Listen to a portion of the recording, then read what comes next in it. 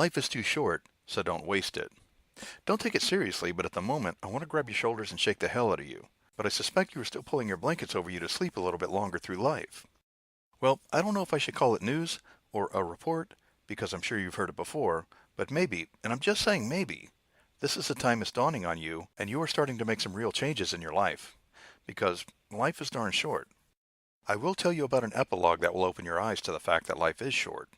I was reminded in a very personal way of the fact that life is way too short, and frankly, I'm struggling to come to terms with it, and maybe I never will. But I keep on trying. Remember when you were a kid and you believed life is a cycle that keeps going on? And now it has hit you that many years of your life are now behind you, and you're wondering, what the heck happened to it? What was I doing the whole time? Did I make the best of every moment, or did you blow it like someone blowing bubbles through a bubble wand? I bet I already know your answers to these questions. There are millions of people who just spend their days doing things they don't like. They're in jobs that they hate and doing things that they're not interested in. And yet they spend most of their time stuck in those jobs, while another rare person is completely content and happy doing what they love. In a post by Doberman Dan, there were fascinating numbers which I don't really know where he got them from, but they are enough to intrigue someone sleepwalking through life. Statistically speaking, you have 78 years to live on Earth. You spend a third of that time sleeping, and thus that leaves you with 49 years and 11 months of active years. Subtract the hours you spend in school, and that leaves you with 46 years and 4 months of your independent life. Subtract another 91,000 hours on the job, and you will find out that you have 35 years and 11 months remaining. Now take off the time that you spend driving, brushing your teeth, running errands, etc., and you now have 32 years and 2 months.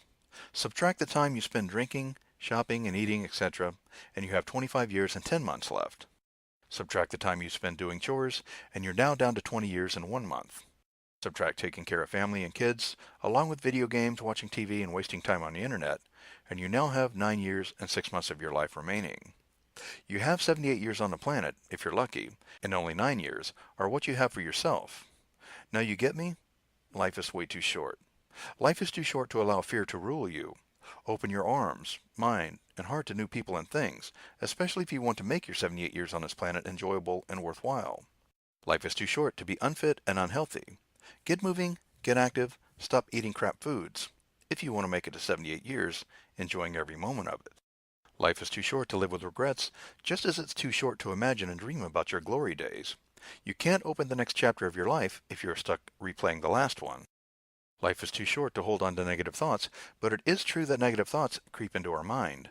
If negativity tore through your door and forced itself into your head, beat its ugly head with all you've got, and never, under any circumstances, invite it in or welcome it into your mind. Life is short to think or deal with rotten people. Are you worried about something nasty a person said about you? Why bother? You know yourself. Life is too short to stress over people who don't matter in your life.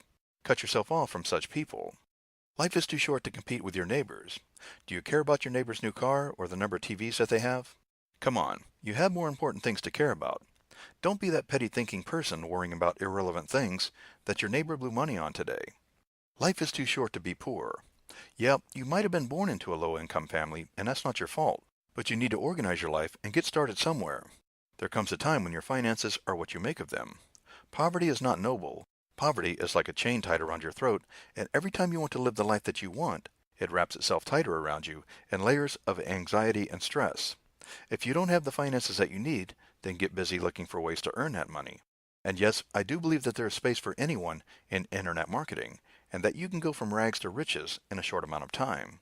In less than 10 years, you can be a millionaire with internet marketing. You just need to identify a niche and get started. I'll end this with a quote from Mark Twain. Life is short, break the rules. Forgive quickly, kiss slowly. Love truly, laugh uncontrollably, and never regret anything that makes you smile.